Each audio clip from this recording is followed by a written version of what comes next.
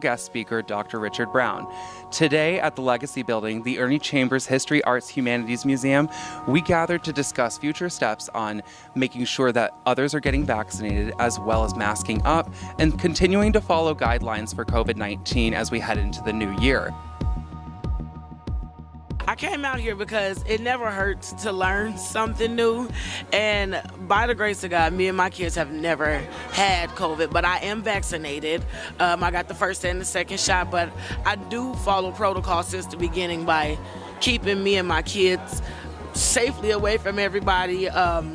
You know, the only people that really go around would be my family, but even half of the time not that, because my mom and my dad both have had COVID, but my dad's in remission from prostate for the last 6 years, and then I have a 1-year-old at home and other kids, so it's like I try to follow every protocol to make sure like my kids don't get sick or I keep myself, you know, out of the way so that way I don't bring it.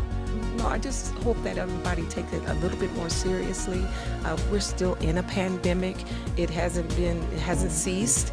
And as Dr. Brown had discussed about, the COVID doesn't care about, it has its mission and it has its job. And its job is to kill you. So without the vaccination and the medications to help us, it'll be really sad to know that a lot of people will die. Why do you believe people should get vaccinated for COVID and also get flu shots? First of all, flu and COVID are different. You can have one without the other. You could have both or neither. Anytime science and medicine, the ones who practice, say this is something that will protect you against these viruses, I get the vaccinations. As I said, I get a flu shot, the COVID shots, and I got all of the pneumonia shots that I needed. So if you can protect yourself, prevention is better than cure. I believe in the flu shot. I get it every year because of asthmatic and health conditions. It's worth it. And people should get vaccinated. It's by personal choice because I'm not, there's not enough evidence out there long term for me. So, but I've had COVID twice and I mask up wherever I go. I'm over the road truck driver, so I mask up and sanitize now more than I ever did. I was not a mask person, but now I wear masks everywhere. It's my second skin. So it's important to get masks for the elderly, and it's really bad on the elderly because someone older would get it. It's so horrible. There was 8 colds today. I was in the hospital for a week. So, and I was doing that first time, so it was really hard. So yeah, it's something you need to do. You need to get vaccinated for you. I think that for the safety and the protection of their lives, their loved ones, their friends, we don't want them to leave here. We want to keep them, you know, for as long as we can.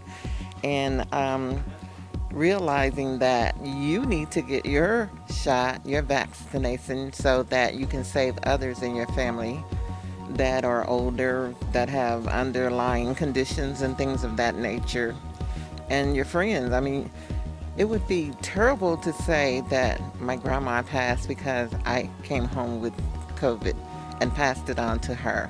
How would you feel? Well, I think it's because you want to protect yourself against other people and your family. So I've gotten vaccinated. My boys that live in the house with me have gotten vaccinated because, you know, I want to remain healthy, and I don't want to, have COVID-19 and spread it to other people. Well, people should get vaccinated for COVID and get a flu shot because both the flu virus and the COVID-19 virus is still out here in the population.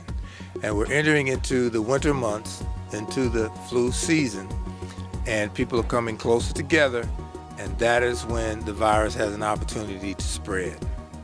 It's important to be knowledgeable, to have information on things such as like COVID-19 that you may not necessarily get at home.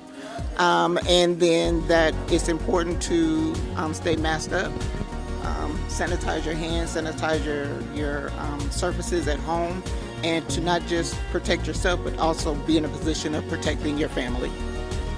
Why is it important that we still talk about masks, guidelines, vaccines, etc. right now? To prevent COVID. It's so easy transferable from person to person by breath. I'm a COVID long hauler. And I just stood in a child's presence for a few minutes. The worker didn't acknowledge she had COVID, and it almost killed me. And I've had Omicron COVID also as secondary. So consider I had COVID in my lungs and double pneumonia. So I'm a COVID long hauler now. So that's why it is prevent, because I was only in her presence for 5 minutes and it was just the breath outside that got me. Stay away from large crowds, for real. That's all I know, because I went to a funeral. Who would think they'd get it at COVID at the funeral? I did. So I try to stay away from large crowds, and if I do go around large crowds, I wear my mask. And other than that, that's that. Well, we should keep talking about the mask, because the mask is the one way that we can protect ourselves from breathing in the particles from other people who may be infected.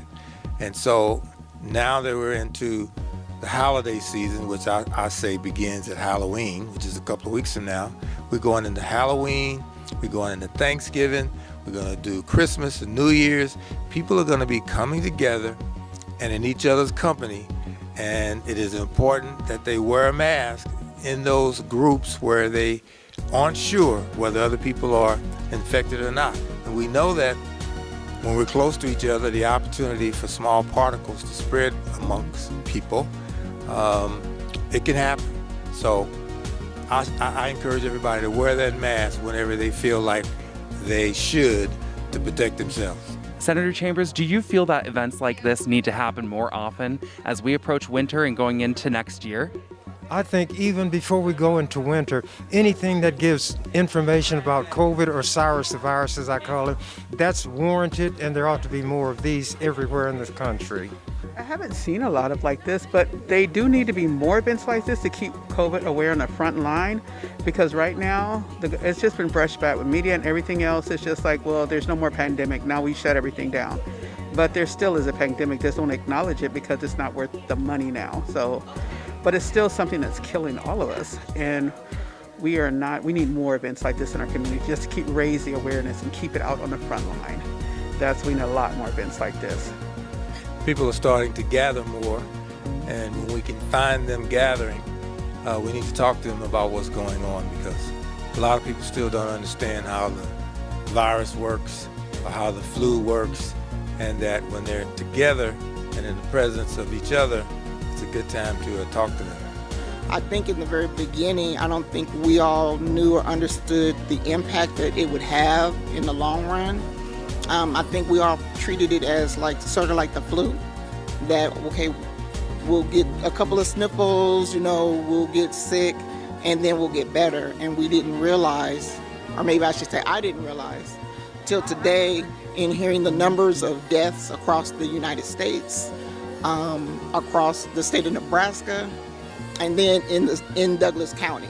And then to know that on one given day, that 3,000 people died in one day due to this virus. That lets you know just how dangerous it is and how important it is to mask up and to sanitize and to wash your hands. I'll just be glad when it's over with, because I had the COVID before, and thank God I got over it. And coming through little meetings like this, you learn more and more and more. Like I said, I just want it to be over with, but it doesn't look like it's not going to be over with in one day or whatever. But I'll be glad when it's over with. The virus is real. Its only mission is to kill. Thanks so much for watching. I'm Amber Rodriguez with EWC Communications, and I hope you learned something new.